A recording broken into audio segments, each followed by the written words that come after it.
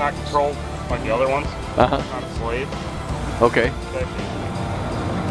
So, is this like the brake right here? No. Well, this is